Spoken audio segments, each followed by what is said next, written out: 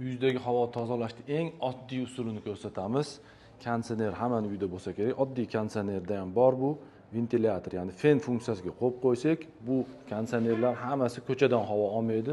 Uyda havosini hamma biladi, mana bunaqa filtrlar orqali o'tkazib, tozalab bu joydan chiqarib beramiz. Mana bizning konditsionerimizni changi menimcha mana shu bir haftalik bo'lsa kerak havoda changi.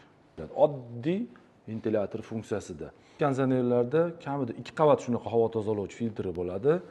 Krutoyroq, sifatliroq konditsionerlarda ichida hattoki mikrob o'ldiradigani ham bo'ladi.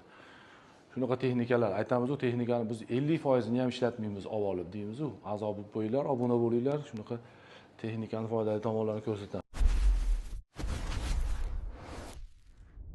Uyda tozalash ishlari olib borgandan keyin, yig'ishtirilgandan keyin, prizos qilgandan keyin 1 soatga yoqib qo'ysanglar, har qanday konditsionerda fen funksiyasini ancha havoni tozalab beradi. Doim yo'talib, uy chang bo'lib yurganlarga jo'natib qo'yinglar, videoda juda foydali.